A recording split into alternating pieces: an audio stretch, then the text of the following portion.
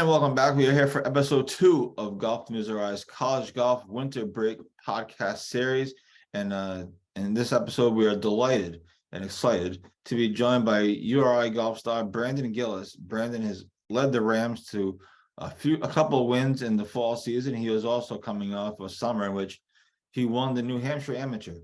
So it was a great conversation. We talked about leading the team. We talked about URI going into the spring season, and he's a fifth-year senior, so we chatted a little bit about his decision to come back to school and also what's next for him, as he has one semester left before he enters the real world. So it was a great conversation. Thanks to Brandon for coming on, and I hope you all enjoy it.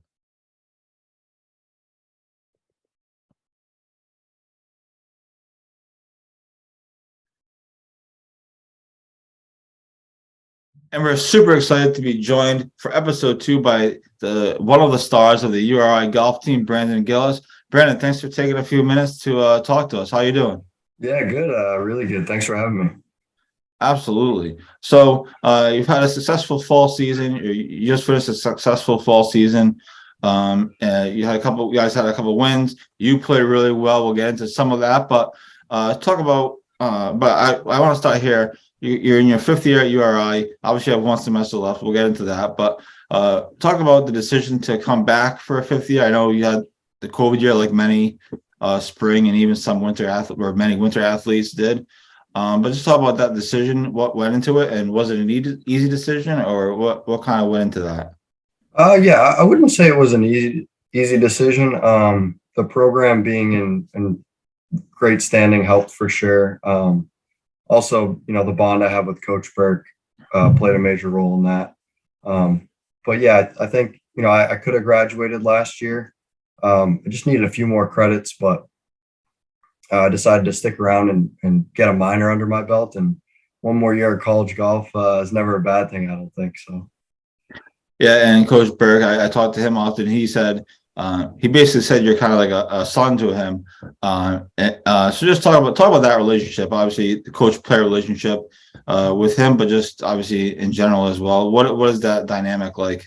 Yeah, he really has been like a father figure to me since I've been here. It was a little rough when I first got here. I definitely didn't make it easy on him in a lot of ways. I was still really young, immature kid in a lot of ways. And I think throughout the years, and he's been able to see me grow and take me under his wing, and just the discipline of being in this program and what he brings to the table as a coach. We were able to build a really strong relationship through that.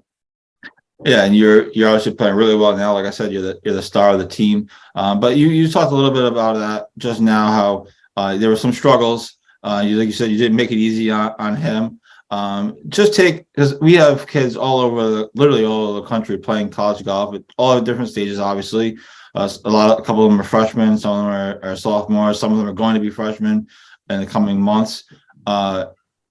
Just talk about what you've learned through that process, and what kind of advice would you give your younger self if you could go back? Yeah, I mean, it's simple, and it's just a lot of little things that coach really drills on. And like being on time for everything. Well, not being on time, we have to be 15 minutes early, which is on time for us. I mean, getting in the weight room as much as you can, even on your off days, and then just taking care of all the fine little details. He really drills that into you here, and I think that not only makes you a better golfer, but a better person in the future. Absolutely. So you guys get off to a good start. Obviously, you would like to have some more wins, but as a team. But for you personally, you had a great fall season. You come off July where you won the New Hampshire Amateur, 3-1, I believe was the match score. And then you come into the season and you set a tournament record at the UConn Invitational. And like I mentioned, you guys as a team had a couple wins. You had a handful of top 5, top 2 finishes. The momentum that you got from winning that New Hampshire Amateur, how did you carry that into the fall season, or did you carry that into the fall season? Most people would say there's no more such thing as momentum in golf, but Yeah, I mean, I definitely have to disagree with that. I think momentum plays a huge role in golf. And I think it's been really a slow build since I want to say since we were just coming back from COVID, which was right before the A10 tournament. I think it was the 2021 A10 tournament. And ever since then, I kind of was able to consistently play from then until, Great Horse, which was the last time I teed it up competitively. And it just seemed like it was a slow build and started to really gain some confidence this year at the New Hampshire Am. And I had some good finishes the early part of the fall season and was able to finish on a really high note at Great Horse. When you're in that moment, you're, tournament record at the UConn at Great Horse, the UConn Invitational, 71, 68, 69. When you're in that moment as a player, as a competitor, one, did you know that were you aware of the numbers that you were in range of hitting, or did you know you were kind of in that zone, I guess? Yeah, I knew going into the conditions were so tough that I think I had a 6-shot lead going into the final round, but I knew that, that's not safe at all in those conditions. You can put up an 80 or, 82 pretty easily in those conditions. So it was really just, I made a point to not check the scoreboard or the leaderboard at all, and just at least until the back nine of the tournament to see where I was at. I knew if I got off to a nice start and just continued to play solidly, it was going to be really hard for others to catch me because there wasn't really a low number out there. So when I made the turn at 4 under, felt pretty comfortable, but still a long way to go. And I just decided that I would try not to make any more bogeys coming in. I did make a couple, but I was able to offset that with one birdie. When you have a big lead like that, and this is something you hear the pros talk about all the time, when you have a big lead, either going to the final round or kind of during the final round, is it tough to stay focused knowing that, unless I really throw up on myself here, which, like you said, it could always happen. I mean, you never know, but unless I throw up on myself, I'm going to basically win. Do you kind of play mind games with yourself when you have such a lead like that? Yeah, for sure. Because I'd like to be as far out as possible, as far out from second place as possible. So for me, it was really just, let's keep doing what we're doing, but let's get a few more birdies here, and let's not coast, not get comfortable, because I know Jared Nelson had a fantastic year this year, and he was the one trying to chase me down, and I knew what he was capable of doing. So I made it a point to not shoot anything over par that day, because that would have given him a big chance to come up on me. Brandon, one thing that interests me about college golf, and I've talked to a lot of people about this, the different players. I think I even talked to Coach Burke about it as well, just out of curiosity. But one thing that's interesting, and it's a little bit the same in high school, but the balance between your own individual score and the team score.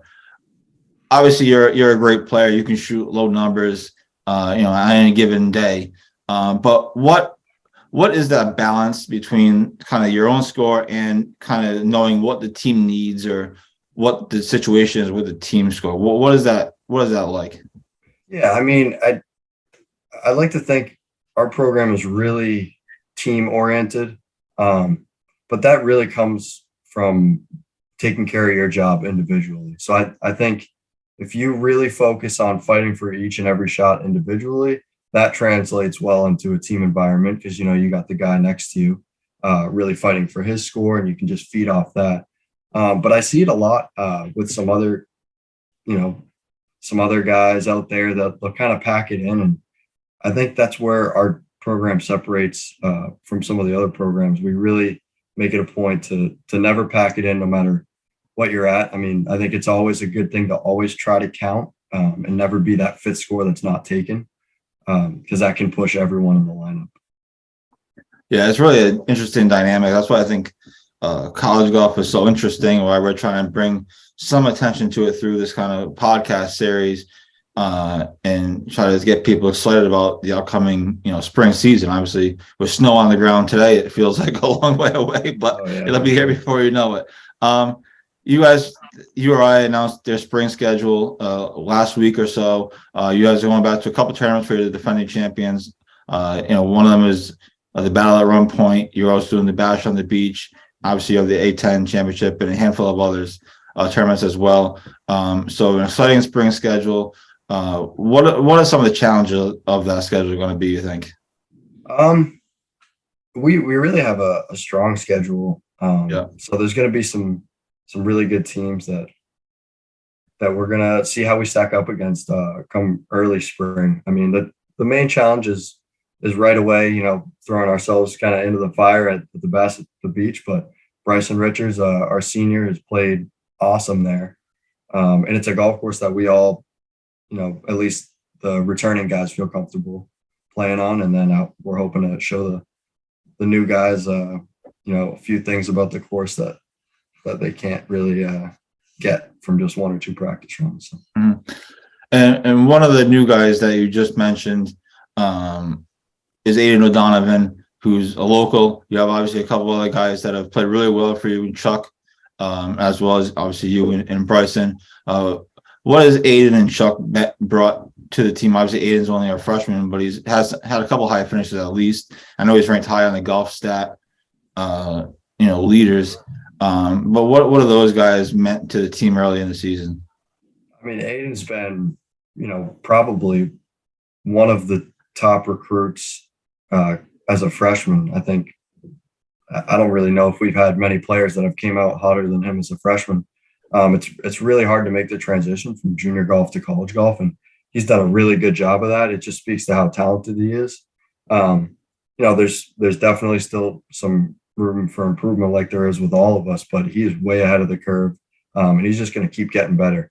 And then Chuck, Chuck redshirted last year, I believe. So his first, his second college tournament, he was in the hunt. I think he was tied for the lead with one hole to go, and arguably our biggest tournament of the year, or our best field of the year at VCU. So he's done, you know, I think he's kind of at least played into our expectations of him, if not exceeded them. How much does that take the pressure off of you guys a little bit, knowing that, okay, you know, these guys are going to come to play every, you know, you're not you guys play every week, but more or less every week, and you guys can not cruise, but you guys can do your own thing without having to worry about, okay, Aiden's going to go and shoot a 90 today, right? Obviously, he's not going to do that, but how much does that take pressure off of you guys? I mean, it really takes the pressure off of Bryson and I. Right. I mean, Bryson's arguably our most talented player on the team, and he didn't, you know, have the semester that he had hoped for this past semester. But I think we only lost to, I want to say, 7 teams all fall. So without him playing his best, if he can, you know, when he gets back on track with his game, it's going to be, I think we're going to be a really competitive team in the spring. Super exciting. Yeah, it should be a really exciting spring season, especially for you guys, but just obviously in general. Your fifth year senior, as you mentioned, this is your last semester. Then you have to go into the real world. So I'm just kind of curious. Perhaps you haven't thought much about it. Maybe you have. But what is next for you after this? Are you going to try to go pro, or what do you think is next for you after this? So I'm not exactly sure what I'm going to do after this, but I don't think I'll be playing professional golf. I'd like to remain an amateur. Unless I have an absolute killer spring season, you know, that, which I'm hoping to have. I mean, you never know. But I think college golf has been a great run for me, and I want to go out on a high note. Absolutely. NCAA tournament for the URI Rams this spring? That'd be pretty sweet. I think we have the talent to do it. I mean, we'll see. A couple of quick hitters, and then we'll get you out of here so you can get back to studying for exams or whatever, or partying, whichever one you're doing. Your favorite club in the bag is what? Ooh, probably. What's your go-to club? You need a shot. What do you think? I'm gonna have to say my driver. I've had the thing for over 5 years now. It's 917. I get a little bit of crap from the guys on the team because I play such an old driver.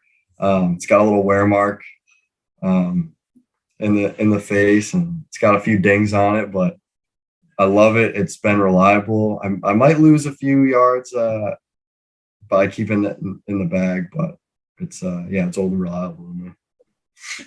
One question I had was, obviously you're in the winter break now, you're in between seasons. How much work are you putting in over these next couple of months or so, whatever it may be, to get ready for the spring? Are you at a simulator hitting balls? Are you going south to play, or how much work are you putting in over the next few months? It's mostly, doing little things every single day. It's really tough to have a long grind session in the wintertime up here, as you know, but there's one place by my house that over Christmas break, I'll be putting in a lot of work and on my full swing. It's a heated indoor driving range. You hit out into the snow. But yeah, so that's where I'll be doing that. But really, I think the main thing is getting better every single day, whether, that's hitting a few putts on your putting mat indoors or, just thinking about the game in general. I think that goes a long way and more than a lot of people might think. All right, two-part question. Your favorite course, I don't know how many courses you played in Rhode Island, but your favorite course to play in Rhode Island, and then your favorite course that you played or that you play on your tournament schedule. And it could be from kind of any point in your career if you want. Yeah, I mean, Point Judith's probably favorite course to play in Rhode Island. It's right down the street from us. It's our home course. We're very lucky to have it. And we've had some really memorable matches out there as a team. And then, sorry, what was the second part of that? Your favorite course to play in a tournament that you play kind of on the tournament schedule. What's your favorite course or favorite road trip? I guess whichever one. So VCU's tournament is always a lot of fun, but I think our spring break trip is right up there with that one. We play, I think the Surf and Turf Club is our first event of the spring season, but that's on our spring break trip. So that's always a really fun trip for us. And what would you say is the most challenging course for you guys? Challenging? Honestly, probably Great Horse for the season that we play. Especially, it's usually tough conditions too. Wind's blowing, it's cold, and that place is pretty long. So that's awesome. Well, listen, Brandon, thanks so much for giving me a few minutes. Really appreciate it. And we'll be watching in the spring season as URI starts, I believe, in March for spring. So it looks like a long way away right now with snow on the ground, but it's going to come quick. So thanks so much for giving me a few minutes. Best of luck to you going forward.